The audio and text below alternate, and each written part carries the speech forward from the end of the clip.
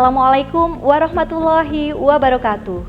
Perkenalkan, saya Nurse Jumiati Rizkiani Dwinandia, Magister Keperawatan, Spesialis Keperawatan Maternitas dengan NUPTK 243768692300372.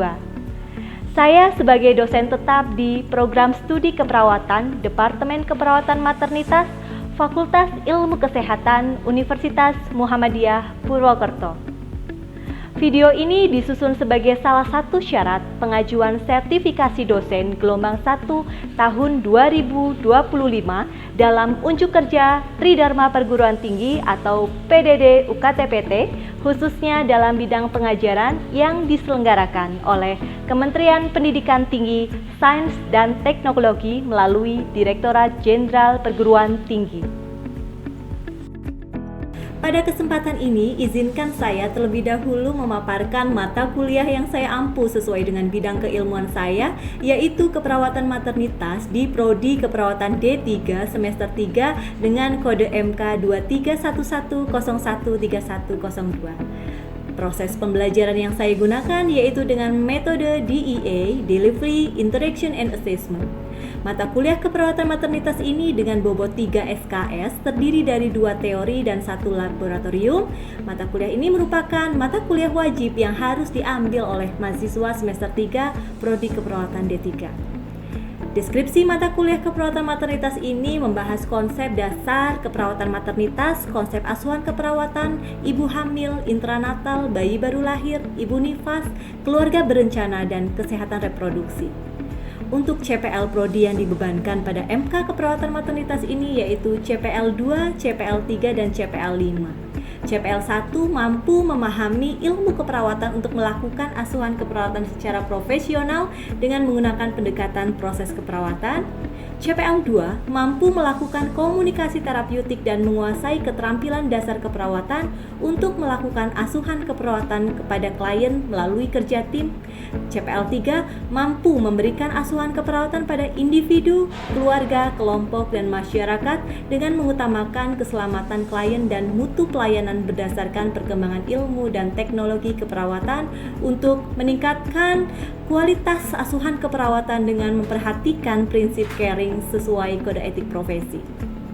Adapun CPMK pada MK keperawatan maternitas ini meliputi mampu memahami konsep dasar keperawatan maternitas, mampu menguasai konsep asuhan keperawatan ibu hamil, mampu mendemonstrasikan asuhan keperawatan pada ibu hamil, mampu menguasai konsep asuhan keperawatan pada ibu intranatal, mampu mendemonstrasikan praktik asuhan keperawatan pada ibu intranatal, mampu menguasai konsep asuhan keperawatan bayi baru lahir, mampu mendemonstrasikan asuhan keperawatan bayi baru lahir, mampu menguasai konsep asuhan keperawatan pada ibu postpartum, mampu mendemonstrasikan asuhan kepada ibu postpartum, mampu menguasai konsep keluarga berencana dan kesehatan reproduksi, mampu menguasai konsep asuhan keperawatan pada pasien dengan gangguan sistem reproduksi, dan mampu mendemonstrasikan asuhan keperawatan keluarga berencana dan kesehatan reproduksi. Bahan kajian yang saya paparkan dalam pembelajaran ini yaitu pada CPMK 6 dengan berkaitan konsep asuhan keperawatan bayi baru lahir dengan rincian pengkajian, anamnesis, pemeriksaan fisik bayi baru lahir atau head to toe dan refleks, penilaian ABGAR, diagnosa keperawatan, rencana keperawatan, implementasi, evaluasi, dan dokumentasi. Sumber literasi yang saya gunakan melalui textbook, artikel, dan studi kasus.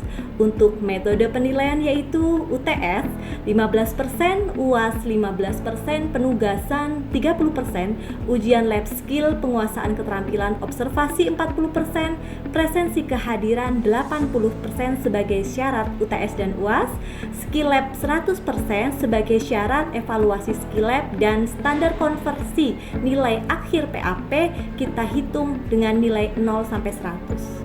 Penilaian presensi dapat dinilai melalui laman presensi.ump.ac.id dan penilaian penugasan melalui laman onclass.ump.ac.id. Selanjutnya, berikut ini kita simak cuplikan aktivitas pembelajaran yang saya lakukan di kelas. Oke, baik teman-teman, silahkan untuk memulai perkuliahan hari ini kita berdoa terlebih dahulu ya. Silahkan siapa yang akan memimpin? Oke, Mas Zaki silahkan. Marilah kita berdoa terlebih dahulu. Berdoa mulai. Oke, baik, terima kasih Mas Zaki yang sudah memimpin jalannya doa. Sebelum kita mulai perkuliahan hari ini, teman-teman, kita cek ada yang belum berangkat pagi hari ini? Sudah ya, berarti kita langsung presensi saja. Bu Kiki sudah siapkan barcode-nya. Silahkan kalian presensi ya. Oke, baik teman-teman. Bagaimana kabarnya hari ini teman-teman? Ya, masih semangat ya kuliahnya ya? Ya. Baik, untuk pertemuan pagi hari ini ya berkaitan dengan materinya Bu Kiki ya. Sebelumnya itu ada materi dari dosen lain ya, karena kita kan tim, kita juga baru ketemu ya. Jadi di materi Bu Kiki ini di konsep asuhan keperawatan bayi baru lahir. Jadi diingat dulu yang kemarin, recall lagi terkait dengan persalinan ya, melihat dari bayi ya dilahirkan, kemudian itu sudah jadi tugas perawat terutama maternitas itu masih dalam konsep bayi baru lahir, itu harus segera ditangani seperti itu ya. Oke, masuk pada pokok bahasan. Di sini tujuan instruksionalnya berkaitan dengan asuhan keperawatan bayi baru lahir itu yang pertama menguasai konsep asuhan keperawatan bayi baru lahir ya. Yang kedua mampu melakukan pengkajian dan pemeriksaan fisik bayi baru lahir. Nanti kalian setelah materi ini minggu depan insya Allah kita simulasi ya untuk bisa mensimulasikan atau mendemonstrasikan terkait dengan keterampilan asuhan keperawatan bayi baru lahir. Nah, di sini dasar-dasar perawatan bayi baru lahir yang pertama, kita itu sebagai perawat harus mengerti berkaitan dengan tugas perkembangannya. Nah, di mana dari bayi itu hidup ya, hidupnya di mana di uterus ya, di dalam, kemudian dia keluar dari intra ke ekstra itu butuh sekali adaptasi teman-teman. Makanya yang namanya bayi ketika sudah lahir itu harus segera dihangatkan ya, karena di sini adalah tugas pokok kita untuk mempertahankan eksistensi fisiknya ya. Ini pengkajian awal itu penting, kemudian menciptakan lingkungan yang kondusif, mendukung perubahan dan memantau keadaan bayi selama fase perubahan. Secara fase adaptasi dan biologisnya itu ya, fisiologis-biologisnya itu harus kita ikuti sampai ke 28 hari sebelum masa-masa tumbuh kembangnya kembali ya. Dari awal neonatus ya, neonatal ya begitu ya. Nah, itu kurang dari 28 hari. Nah, bayi baru lahir, konsepnya apa sih? Sebenarnya ada beberapa konsep bayi baru lahir. Yang pertama bayi normal, teman-teman. Bayi normal di sini lahirnya itu dari usia kehamilan 37 sampai 42 minggu. Itu udah batas ya. Kemudian BB lahirnya 2.500 gram sampai 4.000 gram. Nah, kalau di sisi lain nanti kalau misalnya ada yang kurang dan lebih, kita bisa cek untuk kategorinya.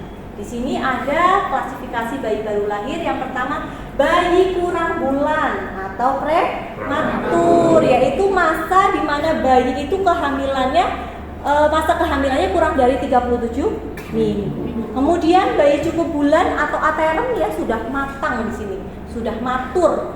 Dari masa kehamilan mulai dari 37 minggu sampai 42 minggu. Kemudian bayi lebih bulan, ada kan ya bayi lebih bulan belum lahir-lahir, sudah HPL belum lahir-lahir, dinamakan bayi post death, di mana bayi dengan masa kehamilan mulai dari 42 minggu ya, jadi harus segera dikeluarkan. Begitu.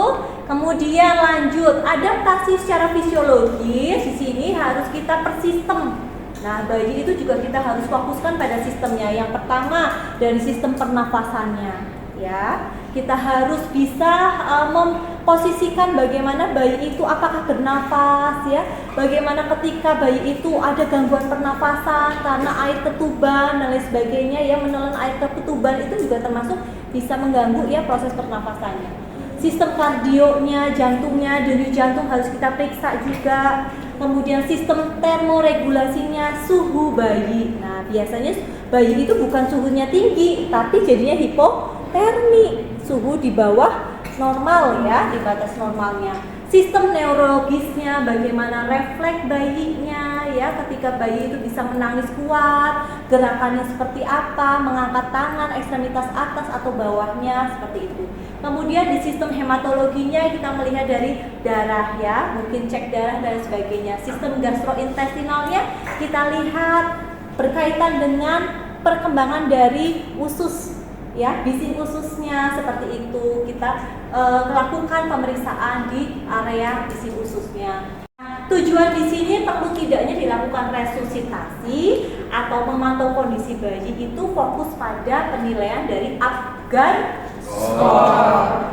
A, period ya, dengan warna kulitnya, kemudian pulse, denyut jantung, image, reaksi tangan, activity, tonus ototnya, neurologisnya, respiratory, pernafasan. Ingat ya, Apgar score ini sering keluar nih di soal-soal. Nah, penilaian di sini kita lihat tandanya. Kategorinya 0 sampai 2. Warna kulit 0 ketika bayi itu tampak pucat dan sianosis keseluruhan. Ya. 1 akrosianosis dengan area ekstremitas ya, pucat ya, biasanya di bagian kuku-kukunya ada kebiruan, pucat dan lain sebagainya. 2 seluruh tubuh kemerahan ya. Kemudian denyut jantung, tidak ada denyut jantung. Yang 1 kurang dari 100 kali per menit, yang kedua lebih dari 100 kali per menit. Kemudian reaksi rangsangan 0, tidak ada respon. 1 menangis lemah, 2 menangis kuat. Tonus otot tidak ada ya, 0, 1 gerakan sedikit, 2 gerakan aktif. Dan frekuensi nafas tidak bernafas. Kemudian yang 1 nafas lambat tidak teratur ya. Kemudian 2 nafas reguler, kita 30 sampai 50 kali per menit. Oke. Untuk waktu penilaiannya kita hitungnya dari menit pertama dan menit kelima teman-teman ya, untuk penilaian Apgar. Kemudian di sini ada ciri-ciri bayi baru lahir, di mana kita harus perhatikan BB-nya, PB-nya, bukan TB loh ya. Karena biasanya tinggi badan loh. Gimana kalau bayi ngukurnya tinggi badan ya? Panjang badan. Oke, kemudian LD-nya, lingkar dadanya, lingkar kepala, penting sekali, bunyi jantungnya. Ingat 120 sampai 160 kali per menit. Pernapasannya bisa 30 sampai 50 kali per menit, atau yang penting di antara tidak lebih dari 60 kali per menit. Begitu ya. Jadi secara teoritis ada yang berbeda gitu ya. Kemudian kulit kemerahan dan licin disertai vernix serosa. Tahu nggak vernix caseosa? Vernix. Jadi pernah melihat bayi baru lahir? Nah, tubuhnya ada vernix-vernixnya putih-putih di seluruh badan ya. Itu jadi lemak ya vernix caesosanya. Terdapat rambut lanugo, rambut ya, rambut halus bayi. Dasar kulit kuku berwarna merah muda, kuku sedikit panjang dan lunak. Kemudian genitalianya kalau bayi perempuan itu labia mayorannya menutupi labia minora. Ya, itu yang normalnya. Untuk bayi laki-laki testisnya sudah tumbuh. Aktivitas refleksnya baik, nanti kita belajar refleks. Kemudian eliminasinya, urinnya sudah ada ya, sudah berproses dan ada keluar mekonium. Mekonium apa? Mekonium pada bayi ya, BAB awal ya, feses bayi, feses awal bayi mekonium. Oke. Nah, di sini kita masuk pada asuhan keperawatan ya, bayi baru lahir, di mana kita fokus untuk mempertahankan kondisi suhu tubuh. Itu yang utama teman-teman ya, jangan sampai bayi itu mengalami hipotermia. Oke, sekarang kita belajar, coba recall lagi status obstetrik. Nah, kalau misalnya sudah melahirkan nih, kan status obstetriknya kan GPA ya. G apa? Gravida. P-nya kartus. A-nya abortus. Ketika sudah ibu melahirkan, G-nya dihilangkan ya, sudah tidak hamil lagi, jadi tinggal P dan A. Misalnya ada ibu yang baru melahirkan anak pertama kali, tidak pernah abortus, P-nya 1, A-nya 0. Jadinya status obstetriknya P1A. Kalau ibu sudah melahirkan ketiga kali, kemudian keguguran 1 kali, nah gimana tuh? Jadi jangan sampai ibu sudah melahirkan tetap saja ditulisnya G, ya itu sering terjadi. Jadi tidak boleh, jadi harus P dan A, G-nya dihilangkan. Ya, kalau misalnya ibu masih hamil, baru lengkap G berapa, P berapa, A berapa, begitu ya. Riwayat kehamilan sudah riwayat persalinan. Nah, misal ibu tuh sudah berkali-kali ya, jadinya multipara ya. Ibu multipara itu yang sudah beberapa kali melahirkan ya.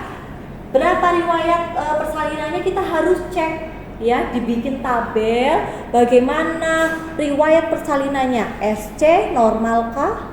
Ada penyulit kah? BB anak pertama berapa? Seperti itu ya. Penolongnya siapa? Itu harus terkaji di riwayat persalinannya. Kemudian di pengkajian fisik bayi baru lahir, yang pertama pengkajian ya, fokus pada penilaian tadi agar skornya. Pengkajian fisiknya kita pakai pengukuran antropometri, pengukuran TTV dan head tutu. Jadi fisiknya kalian mengukur ini. Nanti kita belajar pengukuran antropometri apa aja sih Bu? Kemudian pengukuran TTV dan head tutunya bagaimana? Nah, di pengukuran antropometri pertama adalah penimbangan berat badan. Lihat BBL-nya berapa ya? BB-nya 2.500 sampai 4.000 gram kalau memang bayinya normal ya. Kemudian indikasinya misalnya kalau kurang dari 2.500 dikategorikan BBLL. Apa itu BBLL? Berat bayi lahir rendah. Kalau lebih berarti namanya makrosomia. Kemudian pemeriksaan head tutu dari kepala ya, kita lihat, cek dulu rambutnya. Yang utama adalah adanya caput subsedaneum. Ya, apa tuh caput subsedaneum? Pernah lihat nggak? Adiknya atau saudaranya melahirkan kemudian? Oh belum, oke. Biasanya ini karena trauma persalinan ya, terlalu lama ya dari jalan lahirnya. Nah, dia akan mengalami caput subsedaneum. Tapi tenang saja, ini jinak ya, tidak terlalu parah ya, karena lambat laun mengikuti dia untuk refleks hisapnya bagus, akan semakin menurun, membaik ya. Kemudian kita lihat lagi di wajah sekarang ya. Di wajah itu kita fokus. Nah, kalian pernah melihat nggak dari wajah-wajah sindrom Down atau Down syndrome? Nah, ya. Kita lihat ya dengan cek di situ terkait dengan kesimetrisan dari wajah ya. Dilihat dari matanya ya, dari posisi dari mata, hidung, mulut ya, dari bentuknya itu kurang simetris. Kita lihat di sini ada sindrom Down atau Down syndrome atau ada Pierre-Robin. Nah, bedanya apa Bu? Nah, nanti ya kalau kita lihat dari Down syndrome itu kelihatan sekali dari mukanya, tapi kalau Pierre-Robin kelihatan dari area telinganya ya, terlalu low set, jadi ke bawah ya. Untuk macam-macam refleks pada bayi baru lahir di sini ya ada 6. Refleks tonic neck itu terkait dengan otot lehernya ya, bisa menggerakkan otot lehernya. Refleks grasping menggenggam ya, biasanya diberikan rangsangan atau respon ya untuk menggenggam sesuatu, tangan kita, jari kita dan sebagainya ya. Kemudian refleks Babinski, jari kakinya membuka ketika juga diberikan rangsangan ya, Babinski ya. Kemudian refleks Moro, ketika kita kagetkan kemudian dia memeluk seperti itu ya, dengan gerakan kaki kaget memeluk. Refleks sucking, gerakan menghisap tadi sucking ya, menghisap ketika puting disentuhkan ke ujung mulutnya. Kemudian refleks rootingnya mencari puting ibu. Kemudian masalah keperawatannya biasa muncul ini terkait dengan ketidakefektifan bersihan jalan nafas, resiko terjadinya perubahan suhu tubuh, kemudian ada resiko infeksi. Biasanya yang muncul di masalahnya pada bayi ya. Oke, kita lanjut di soal kasus teman-teman. Oke ya. Baik, sekiranya tadi sudah jelas ya terkait dengan masalah yang Buki sampaikan. Oke, apakah ada pertanyaan? Kalau tidak kita masuk dalam soal kasus ya, biar kalian bisa semangat untuk berpikir. Oke, soal yang pertama, bayi Nyonya M lahir spontan dengan umur kehamilan 37 minggu di ruang bersalin RSIA Mitra Ibu. Hasil pemeriksaan bayi tampak akrosianosis, denyut jantung 110 kali per menit, RR-nya 45 kali per menit, reaksi rangsang menangis kuat, gerakan aktif, BB-nya 2850, panjang badan 50. Berapa nilai Apgar pada bayi Nyonya M? Silakan angkat tangan. Oke Mbak, silahkan Mbak. Dengan Mbak siapa nih berapa? Perkenalkan saya Hiratna dengan NIM 8265. Oke, bagaimana Mbak? Izin menjawab. Oke. Untuk jawabannya itu 7 karena bayinya tampak akrosiasis itu nilainya 1. Oke. Terus denyut jantungnya 110 itu nilainya 2. Oke. Terus reaksi rasanya menangis kuat itu nilainya 2. Gerakan aktifnya itu nilainya 2. Total 7. Oke, betul teman-teman? Oke, terima kasih. Oke, lanjut. Oke, di sini bayi Nyonya P lahir spontan dengan usia kehamilan 37 minggu, berat bayi beratnya itu 2100 dan panjang badan 46 dengan hasil pemeriksaan turgor kulit akrosianosis, denyut jantung 80 kali per menit, menangis lemah, gerakan sedikit dan nafas lambat. Bayi Nyonya P termasuk dalam klasifikasi angkat tangan. Oke, Mbak belakang siapa nama dan NIM-nya? Perkenalkan nama saya Lutfia, dengan NIM 346. Oke. Jawab, itu jawabannya yang D, asfiksia berat. Karena dilihat dari nilai-nilainya Bu, yang pertama itu turgor kulitnya itu ada akrosianosis itu nilainya 1, kemudian denyut jantung 80 kali per menit itu nilainya 1, menangis lemah nilainya 1, gerakan sedikit nilainya 1, dan napas lambat nilainya 1. Oke, terima kasih. Betul? Lanjut ya. Lanjut. Bayi Nyonya K lahir spontan aterem dengan lilitan tali pusat. Bayi tampak menangis lemah akrosianosis, denyut jantung 80 kali per menit, gerakan sedikit, RR-nya 30. Nilai Apgar skor bayi Nyonya K adalah Nilai Apgar skornya itu adalah 5 karena bayi tampak menangis. Oke, perkenalkan dulu nama NIM-nya. Perkenalkan nama saya Lili Inayati dengan NIM belakang 118. Skor Apgarnya itu 5 karena bayi tampak menangis lemah itu nilainya 1, akrosianosis nilainya 1, denyut jantung 80 kali per menit nilainya 1, gerakan sedikit nilainya 1, dan RR 30 kali per menit nilainya 1. Jadi total 5. Oke, betul? Pinter ya semuanya. Oke, lanjut lagi ya. Di sini kita fokus pada refleks. Tadi Apgar, sekarang refleks. Bayi Nyonya J lahir secara SC tanggal 10 Juli 2025 pukul 7 dengan berat 3.300 gram, panjang 48 cm. Setelah pemotongan tali pusat selesai, bayi diposisikan untuk IMD. Bayi tersebut tampak perlahan mulai mencari area puting ibu. Nah, apakah refleks yang dimaksud dalam mencari area puting? Set, yuk. Oke, cewek lagi, nama NIM. Perkenalkan nama saya Amifia Puspa dari akhir 273. Oke. Untuk jawabannya itu yang B, Bu, routing karena bayi tersebut mencari area puting. Oke, routing ya. Swallowing apa? Moro apa? Oke, sucking. Lagi sabar, Beske. kita lihat lagi. Ada lagi nggak? Oh ya masih ada ini. Satu lagi teman-teman. Bayi Nyonya N lahir spontan pada tanggal 26 Maret pukul 13 di ruang bersalin. Hasil pemeriksaan bayi kemerahan. Denyut jantung 120 kali per menit, RR 50 kali per menit, suhu 36, BB 3200, PB 48. Klasifikasi nilai Apgar pada bayi Nyonya N. Bukan ya, bukan klasifikasi nilai Apgar di sini ya, tapi klasifikasi bayi Nyonya N itu masuk dalam kategori siapa? Ayo, silahkan. Cowok dong. Oke, silahkan. Nih, Bu Kiki paham, Mas Aki, yo yang berdoa tadi.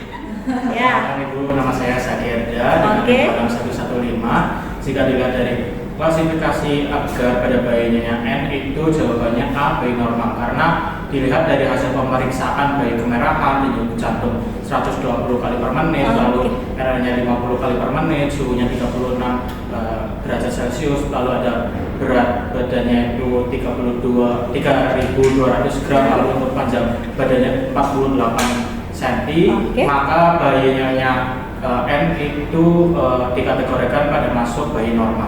Oke, betul teman-teman? Alhamdulillah, berarti sudah paham semuanya ya teman-teman ya. Oke. Ya nanti banyak belajar terkait dengan kasus-kasus pada bayi ya, supaya kalian lebih banyak memahami terkait dengan bayi baru lahir. Oke, sebelum Bu Kiki tutup ya teman-teman, kita lihat dulu ada tugas kelompok. Nanti dibagi menjadi 4 kelompok ya, dengan masing-masing judul yang berbeda.